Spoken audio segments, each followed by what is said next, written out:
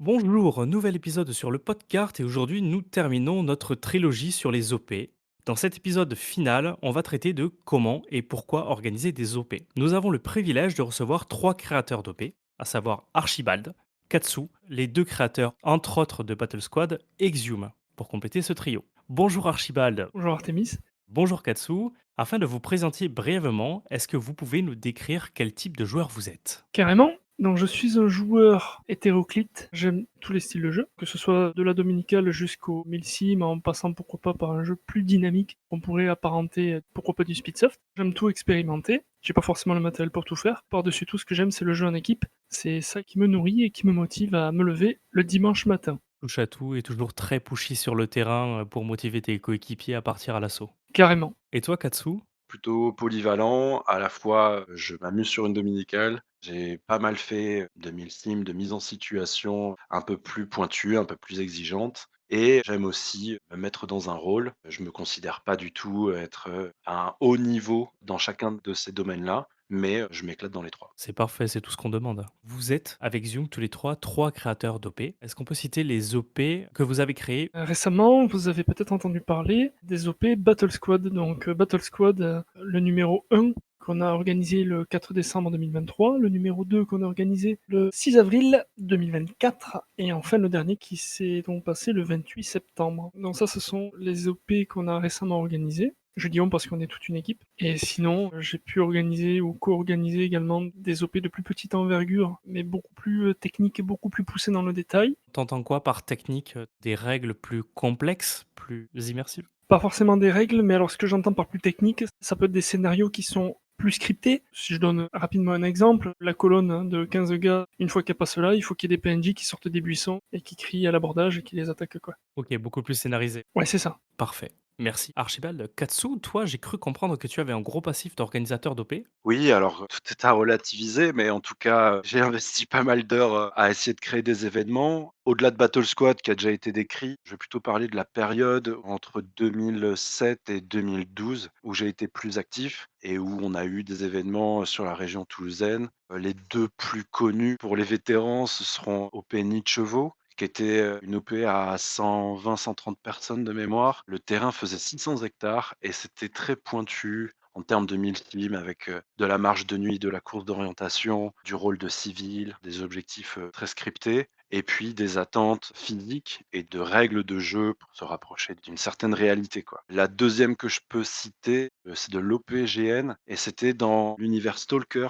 Oh. Donc ça, c'était en 2008 et on était entre 40 et 50, mais c'est pas très nombreux. Mais par contre, on avait 2 tiers des participants qui avaient un background complet, des quêtes avec arborescence et avec des choix. Donc tous les 4 heures, leurs actions dans le jeu conditionnaient le scénario qu'ils allaient vivre pendant la phase suivante, avec un système économique, avec des PNJ bien entendu, avec, des mutants, des choses, qu'on voit, je pense, peu dans l'airsoft, même si j'entends souvent les gens exprimer une envie de vivre ce genre de choses. Bah, carrément, c'est un truc de fou, hein. Ça représente beaucoup plus de travail. Pour vous donner une idée, rien que l'écriture des backgrounds, des quêtes et le fait que l'ensemble de l'organisation permette de les délivrer aux joueurs, ça représente presque 6 mois de travail à coup de 3-4 heures, 5 jours par semaine. Donc, ça fait des heures de boulot à la fin. Et ce qui est génial depuis, c'est qu'on a des outils comme, ChatGPT et autres, large language model qui aujourd'hui nous permettent de déblayer le gros du boulot et puis derrière il reste, le réglage des curseurs et la cohérence d'ensemble. Si jamais tu te relances pour en refaire une autre, sache qu'ici, tu auras des rôlistes qui seront chauds pour t'accompagner dans le délire. Carrément, carrément. Sans faire d'annonce, oui, c'est dans les cartons et c'est l'un des objectifs qu'on s'est fixé pour l'année prochaine. Après, on annoncera les choses quand elles seront prêtes et quand elles seront qualitatives. Et quand tu auras délivré tout un tas de travail qui te permettra de mieux te projeter. En effet. Mais on va terminer par toi, Xium. Est-ce que tu peux nous parler de quelques OP que tu as pu organiser? Récemment, donc, j'ai co-organisé donc l'OP Koumastan en septembre l'année dernière sur le secteur de Ersoadour. Donc OP avec une quarantaine de joueurs, on avait voulu créer un scénario qui se disait RP, avec PNJ sur le terrain. On en a déjà parlé à un épisode précédent.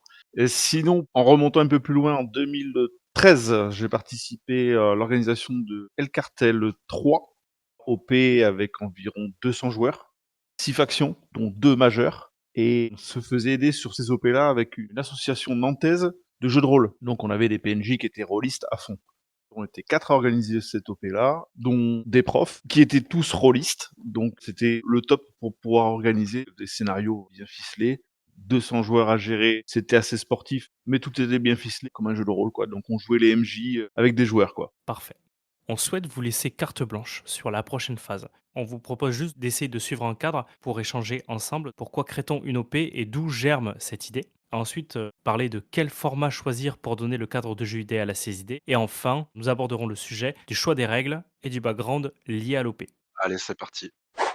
Il y a un premier point, moi, qui me vient en tête. En tant qu'organisateur, je pense qu'un point essentiel à se poser, c'est si on cherche des interactions symétriques ou asymétriques. Parce que l'airsoft, de base, on est 49, bon, bah, il y en a 25 d'un côté, 24 de l'autre, on lance la partie, on se tire dessus.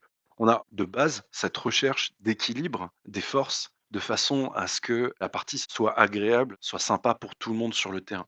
Mais il y a bien sûr, l'approche asymétrique. Xom vient de citer une OP dans laquelle il y avait 6 factions, dont 2 principales. On voit bien qu'on peut amener du sel dans le jeu en créant des asymétries et après en réglant ces interactions, en donnant des avantages ou des inconvénients aux différents joueurs, aux différentes factions. Ça, c'est, je trouve, une question très intéressante à se poser dès le début, en plus du contexte, de la thématique, et du style de jeu par rapport à la population qu'on souhaite, voir jouer sur l'événement. Je suis d'accord avec ça, et la symétrie, en plus, ça te permet, au niveau des scénarios qu'on peut faire, d'amener via la symétrie différents événements qui vont se passer au cours de l'OP. Et si on n'a pas cette asymétrie-là, si on n'a qu'un contact frontal entre deux équipes, on va vite se retrouver bloqué, ou une équipe qui va prendre l'avantage et finalement qui va rouler sur l'autre tout le long de l'OP. Finalement, on pourra même pas faire les scénarios qu'on a prévus, quoi. Complètement. Pour créer un événement, la question que je me pose, c'est qu'est-ce que j'ai envie de faire? C'est-à-dire à quoi j'ai envie de jouer. Donc l'événement que je vais créer, ça sera l'événement auquel j'aurai envie de participer. Parce que ma théorie, c'est que on crée un événement de qualité quand on sait à quel objectif on veut arriver. Ensuite, une fois que j'ai défini ce que j'aurais eu envie de faire, je définis des objectifs. C'est-à-dire, par exemple, le nombre de participants, de la symétrie, comme me disaient les camarades. Une fois que j'ai défini les objectifs, je vais définir la méthodologie. Si j'ai pas de terrain, comment je fais pour avoir un terrain, quel terrain je cherche, etc. Moi, c'est comme ça que je déplie au tout début, donc quand la graine est à peine posée dans la terre, c'est qu'est-ce que j'ai envie de faire parce que je serai bon si j'organise quelque chose auquel j'ai envie de jouer. Je définis les objectifs et je définis les méthodes pour atteindre ces objectifs. Bah, moi, je m'y retrouve pas mal dans ce que tu décris avec, je dirais, 3 grosses phases. La première, c'est une phase d'imagination Hmm, dans lequel on va se projeter, on va avoir de l'ambition, on va avoir des envies. Une deuxième phase, pour la faire courte, qui est la phase de rationalisation et de gestion de projet. Et la troisième phase, qui est la réalisation concrète des choses, qui inclut tout l'après-OP. exactement. Qu'est-ce que tu entends par l'après-OP?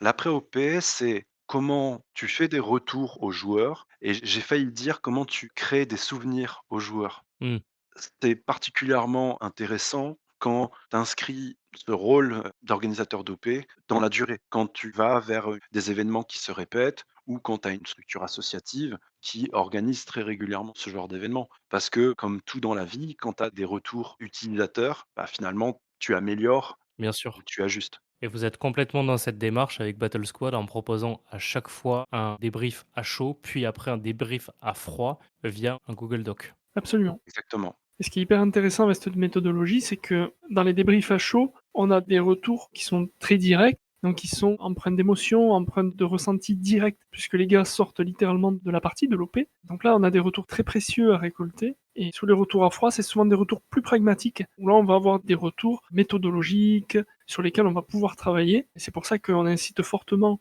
les participants aux événements à s'exprimer sur ce qu'ils ont aimé, mais aussi sur ce qu'ils n'ont pas aimé, sur les idées qu'ils ont, sur ce qu'ils aimeraient voir, etc. Ça nous aide beaucoup à nous projeter et à ajuster les curseurs parce qu'aujourd'hui, les événements qu'on organise Battle Squad sont des événements à curseurs très symétriques et donc sur lesquels on peut facilement travailler sur les curseurs. De toute façon, c'est surtout les rétextes, les débriefs font avancer les OP et surtout les suites. Si on n'a aucun retour sur une OP, on peut pas la faire évoluer, on peut pas la faire avancer. Tout à fait, ouais, je suis complètement d'accord. Je rajouterai juste une chose, c'est que en tant qu'organisateur, il faut aussi être attentif à ses propres attentes. C'est-à-dire que c'est hyper important de prendre les retours des joueurs. Comme le disait Guillaume, c'est ça qui va venir consolider et pérenniser dans le temps les événements. et en même temps, il faut pas non plus se laisser amener sur tout ce qui est proposé. Il faut quand même garder un axe qui est l'objectif principal, tout simplement. Et continuer à faire des OP qui te ressemblent. Exactement, c'est ce que je voulais dire. Merci, Si elle te ressemble pas, tu t'investiras sûrement moins. Tu auras quelque chose de moins quali que tu produiras. carrément. Oui, et puis tu vas te perdre dans le lore, tu vas te perdre dans l'organisation générale, et puis tu vas te retrouver un peu débordé par le truc, et tu t'y retrouveras plus du tout. C'est un point que je trouve fondamental et je trouve que ça vaut le coup de passer du temps dessus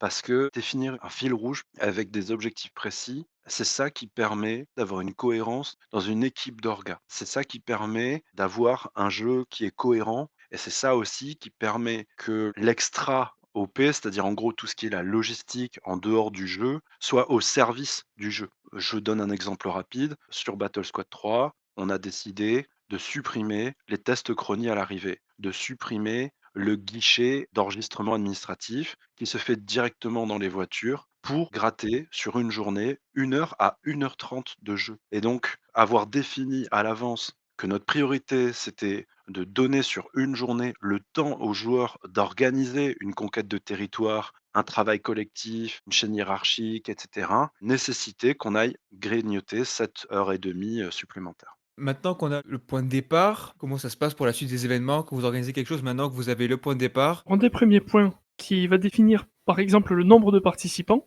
je prends cet exemple-là, ça va être les mécaniques de jeu. Si on reprend l'exemple de Battle Squad, donc on a un jeu collectif avec un système de démoralisation au-delà de 50% de la squad qui est mise hors jeu, on va avoir des caps d'effectifs qui vont devoir être cohérents avec les mécaniques de jeu. On a défini aujourd'hui que le bon nombre dans une squad, c'était 8 personnes. Après, si c'est 6, si c'est 10, ça joue aussi. Mais on a défini que c'était 8, ça nous apparaît aujourd'hui le mieux. Donc la première chose à prendre en compte pour les effectifs, dans un système de jeu symétrique, ça va être déjà les mécaniques de jeu. Alors, je peux peut-être rebondir rapidement. J'ai tendance à me concentrer sur les interactions. Dans l'airsoft, on peut se contenter d'une interaction où c'est un peu le chaos naturel qui s'organise parce que l'équilibre se fait entre des factions qui ont des niveaux et surtout des effectifs similaires. Mais comme on le disait au tout début, c'est très intéressant de rajouter de la symétrie et de rajouter une troisième, une quatrième faction ou de pimenter un jeu très bac à sable par du scénario très ponctuel qui va venir enrichir l'expérience de jeu. Donc, pour répondre à la question de quelle est l'étape qui suit la définition des objectifs principaux de l'OP,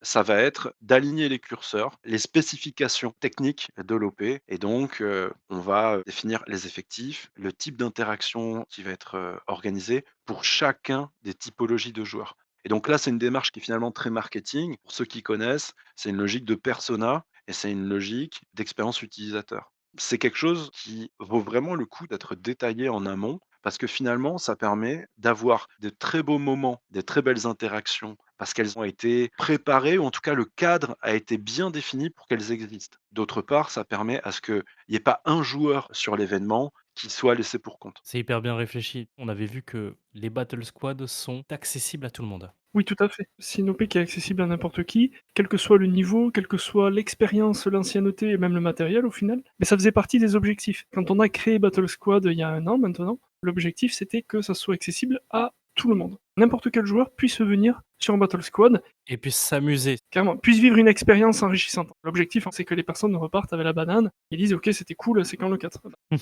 Nous, à chaque fois, ça nous fait plaisir quand on a des gars ou les filles qui viennent sur les événements, et on en a sur tous les événements. Les gars ou les filles nous disent c'est ma première partie d'Airsoft. Ah bah, trop bien. Bienvenue dans l'aventure. Regarde, lui, ça fait longtemps qu'il joue, je t'invite à le coller et il va te montrer plein de trucs. Ou c'est ma première OP. Et nous, c'est vrai que ça, c'est un objectif à atteindre. Alors que paradoxalement, pour faire un petit peu la promotion de notre système, on a aussi des retours de joueurs assez expérimentés qui sont en attente d'un jeu plus élaboré, plus complexe et qui y trouvent leur compte aussi. Et ça, c'était un objectif qu'on avait posé dès le départ. Et pour tout vous dire, notre démarche initiale sur Battle Squad en tout cas, ça avait été de se dire on a de moins en moins d'OP un peu ambitieuses dans la région et du coup, on est conscient que pour pouvoir réaliser des événements de qualité, il faut qu'il y ait la population qui soit en phase avec ça. Et pour que la population soit en phase avec ça, il faut aussi trouver une formule qui permette à des joueurs qui en ont pas forcément l'expérience de se rendre compte que ce type de jeu est possible et qu'il est fun. Donc voilà, c'était clairement dans notre fil rouge dès le départ. Et pour complémenter ce que disait Katsu, l'idée c'était de créer une porosité entre un jeu dominical et un jeu plus technique, plus immersif, plus structuré. Je rejoins Archibald et Katsu là-dessus. Dans les OP, moi, l'idée que j'avais à chaque fois pour chaque joueur ou chaque escouade qui venait, de faire un petit peu l'idée du livre dont vous êtes le héros, où en fait, s'il se passe ça sur le terrain, voilà ce qui va se passer ensuite. Ou tiens, vous gagnez tel engagement, voilà ce qui se passe derrière. Toi, de faire un fil conducteur complètement aléatoire pour que chaque escouade vive un truc différent et que chaque joueur ait vraiment une expérience unique. Et ça te demande une préparation de dingue parce que comme dans tout jeu de rôle, tu es obligé de prévoir tous les embranchements possibles et tu Prévoir les imprévus.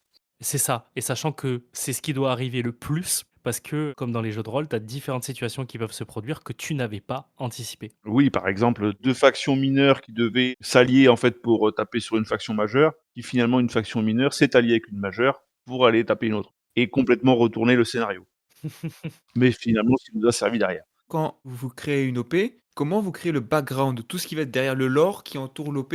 Moi, je commence par créer une OP par un lore. Donc voilà, en fait, ce qui s'est passé avant l'OP et voilà, pendant l'OP, ce que je veux créer au niveau de l'histoire et faire vivre l'histoire au cours de l'OP.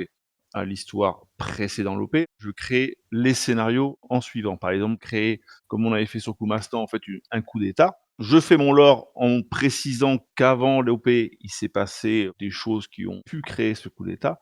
Et en fait, pendant l'OP, je vais créer des scénarios qui vont imager cette histoire. Je ne sais pas si c'est très clair. Si, si. Je me base sur le lore, sur l'histoire, pour créer mes scénarios. Et en fait, mes scénarios illustrent mon lore. C'est quelque chose que je rejoins complètement, mais qui, je trouve, a évolué. C'est-à-dire, il y a 10 ans, quand on organisait une OP, souvent, on partait de quelles sont les équipes régionales qui vont être capables de venir, quel est leur gear, et en gros, est-ce que je vais être capable d'aligner des Américains ou des forces OTAN contre des Russes ou des talibans, quoi. Mmh. Alors, rien que dans cette phrase-là, on couvre au moins une OP sur deux des 5 dernières années. Aujourd'hui, ce qui a beaucoup changé, je trouve, c'est qu'il y a moins d'équipes avec un dress code spécifique et on a beaucoup plus des joueurs qui vont être dans un style un peu hybride, PMC ou tout simplement avec des tenues différentes au sein des équipes de potes. Donc, le fait de définir un univers, pour moi, est très enrichissant et permet de se projeter dans qu'est-ce qu'on aimerait vivre dans cet univers-là. Donc, c'est vraiment une dynamique de GN. Mais la limite,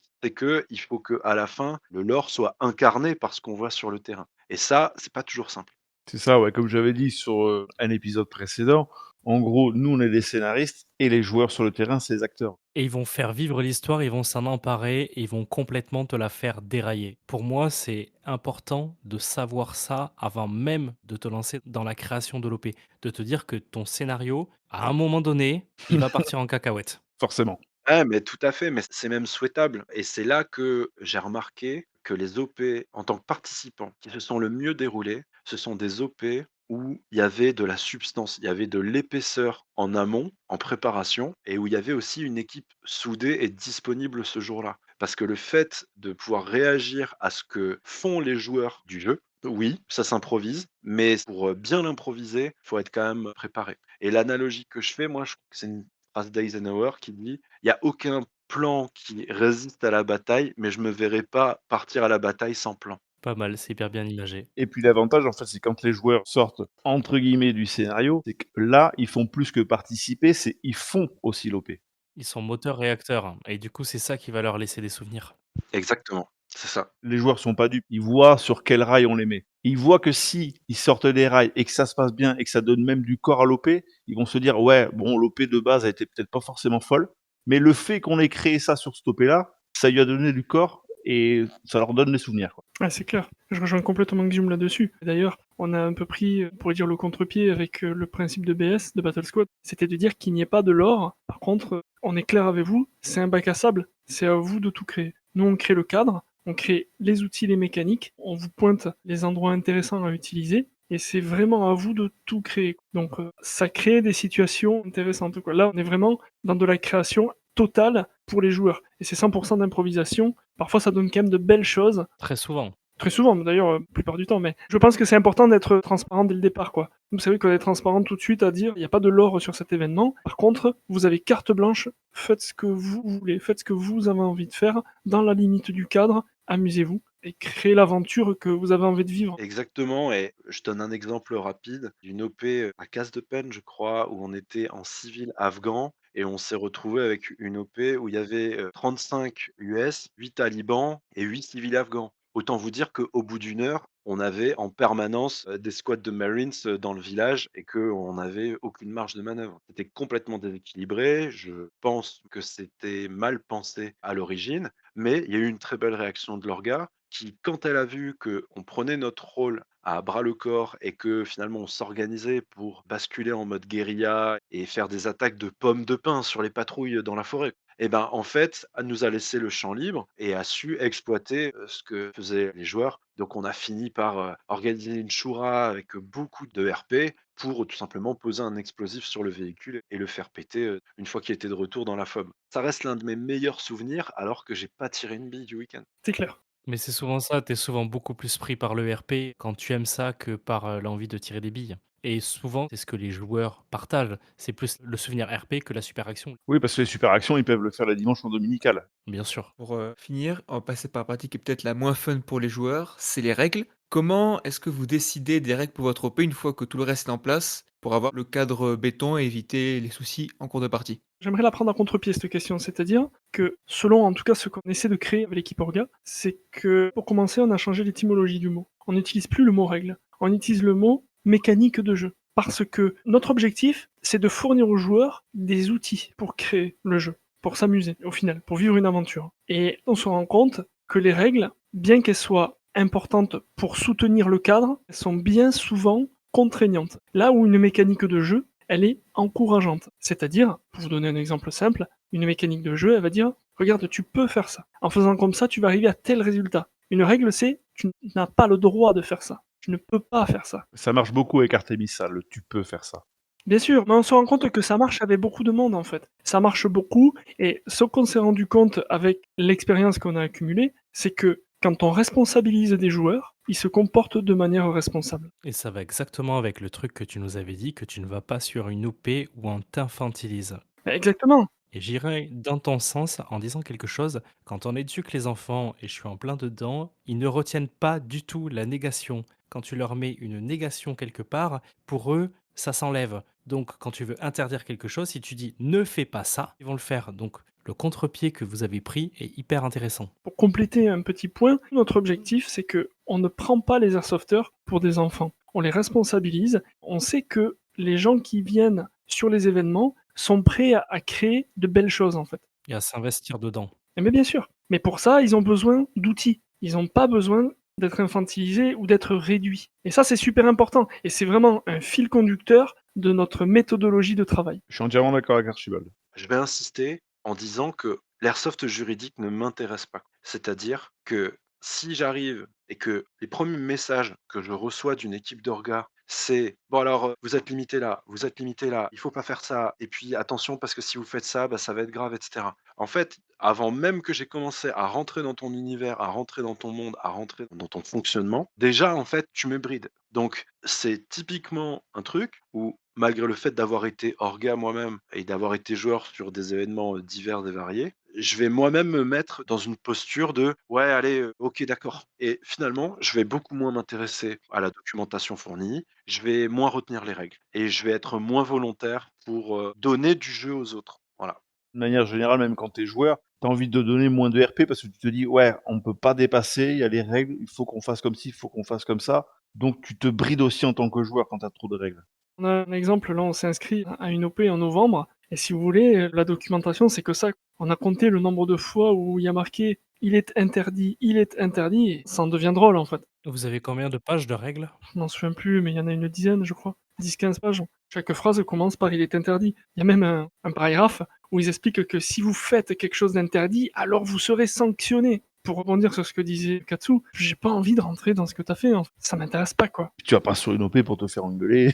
Il y a déjà l'école pour ça, il y a déjà le boulot, il y a déjà la route, bon, ça va, tu vois. On est dans un univers, mine de rien, entre guillemets, fantastique. Alors si en plus, là-dedans, tu viens mettre des règles qui brident tout l'imaginaire et tout le jeu de rôle qu'est l'Airsoft, tu tues le jeu, quoi. C'est clair, et je rajouterais que je suis pas du tout anti-cadre. C'est-à-dire que pour qu'un événement fonctionne, il faut qu'il y ait un cadre. Il faut un cadre fonctionnel et dans lequel les joueurs, mais les orgas aussi, puissent s'épanouir. Mais il faut quand même un cadre. Et un cadre, c'est régi par soit des règles, correctement écrite, soit des mécaniques de jeu, soit un lore, ça peut être plein de choses le cadre. De toute façon, sans cadre, tu lances pas une OP, hein. Tout à fait, Oui, et puis mine de rien, les règles de jeu sont aussi définies par le RP. Oui. complètement. C'est clair.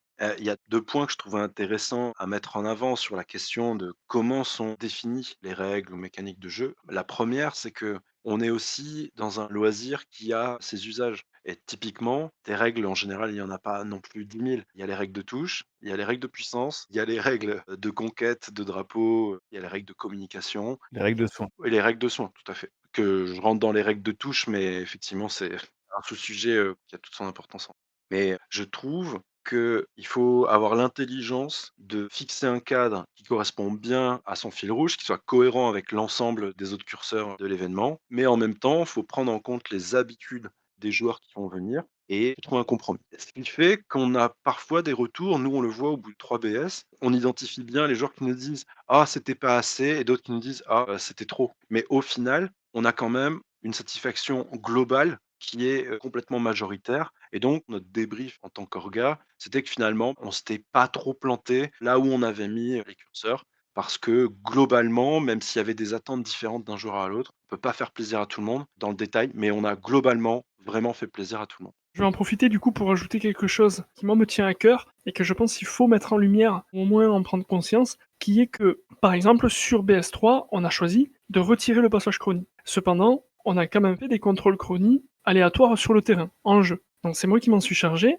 et 100% des contrôles que j'ai faits étaient dans les clous. Donc ça vient mettre en lumière quelque chose qu'on savait déjà, mais ça vient encore appuyer cette idée-là, qui est que les joueurs viennent en bonne volonté. On entend souvent les tricheurs, etc. En fait, on se rend compte que, in fine, concrètement sur le terrain, les tricheurs, les gens qui veulent dépasser les limites de puissance, c'est une minorité, c'est même une micro-minorité. Et bien qu'il ne faut pas l'ignorer, moi, je préfère investir mon temps et mon énergie dans les joueurs, c'est-à-dire 99% des joueurs, qui ont envie de créer du beau jeu. Donc, c'est pour ça aussi qu'on a fait ce choix de retirer le passage chronie. Parce qu'on imputait 1 heure de jeu, parce que faire passer 100 personnes sur 3 chronies, ça prend à peu près 1 heure. Et donc, imputer 1 heure de jeu à 99% de notre public pour 1% qui aurait pu potentiellement tricher, ça nous intéresse pas du tout. On axe nos efforts pour faire plaisir aux gens qui le méritent, c'est-à-dire la quasi-totalité de nos joueurs. Et d'ailleurs, on se rend compte que sur le terrain, c'est souvent des erreurs d'inattention ou des erreurs techniques qui sont relevées plus que de la mauvaise foi.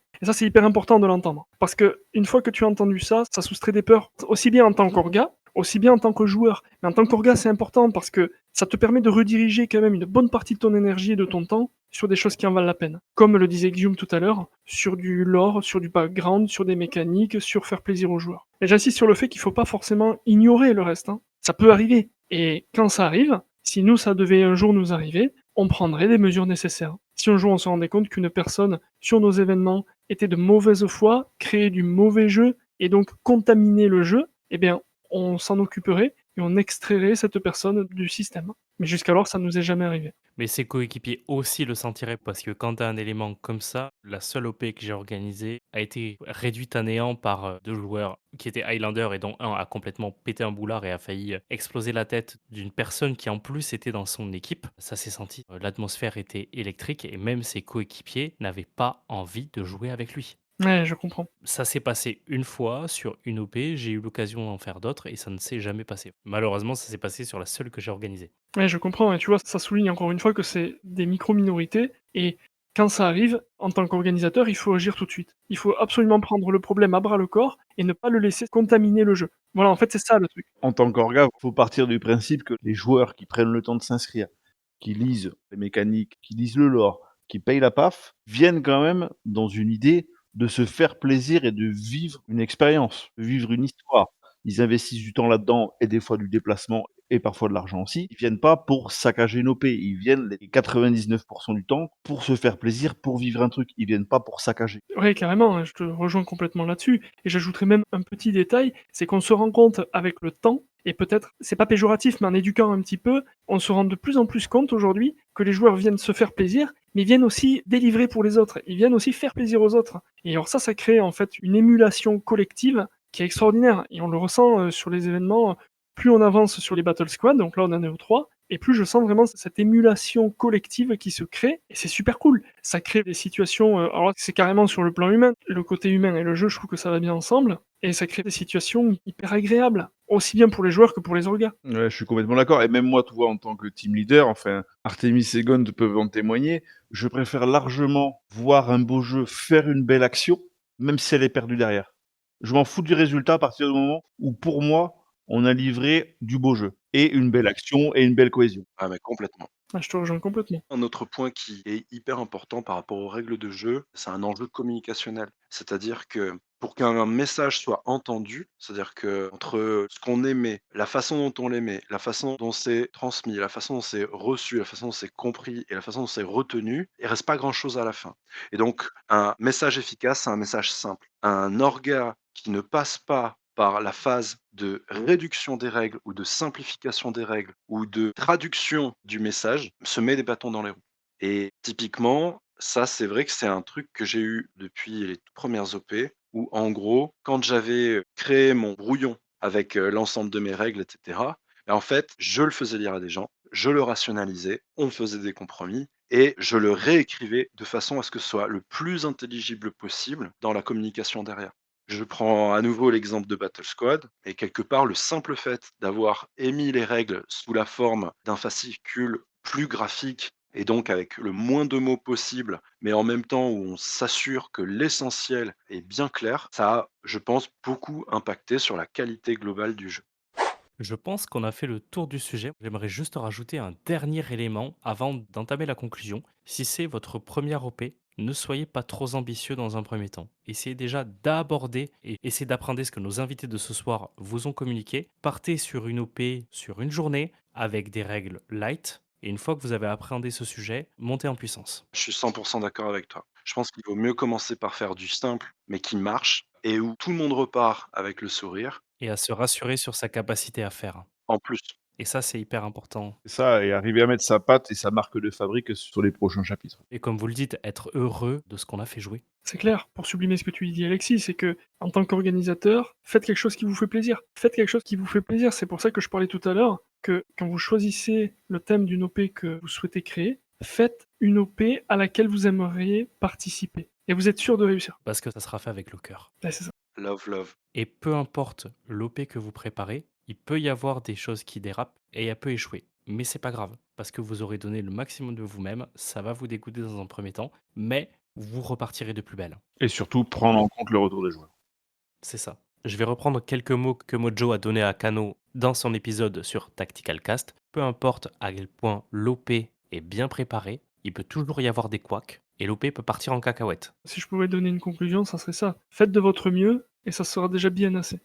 En tant qu'organisateur, on offre de notre temps pour que les joueurs puissent vivre une expérience. C'est ça, et n'hésitez pas aussi à vous rapprocher de personnes qui ont peut-être plus d'expérience. Renseignez-vous, formez-vous, faites ce qui vous fait plaisir, à la hauteur de vos moyens, et prenez du plaisir. Je vous dirais pas que les 3 personnes qui sont présentes sont excessivement abordables, pleines d'amour et répondront à toutes les questions que vous leur poserez. Allez, vendu. Yes, pas de problème. Merci messieurs d'être venus pour cet épisode. Gont et moi avons pris énormément de notes pour pouvoir essayer de proposer la première OP carte où on aimerait se faire affronter du CCE versus du Contractor. Et pas que. Ouh. Essayer de faire quelque chose d'asymétrique. Est-ce qu'on a des grosses ambitions? Peut-être. En tout cas, messieurs, merci d'avoir participé à cet épisode. Voilà qui conclut fièrement cette fameuse trilogie sur les OP.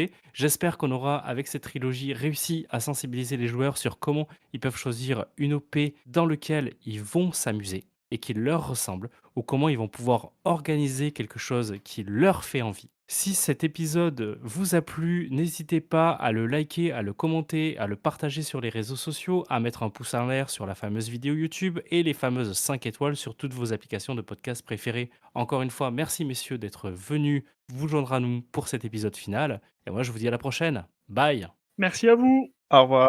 Au revoir à tous.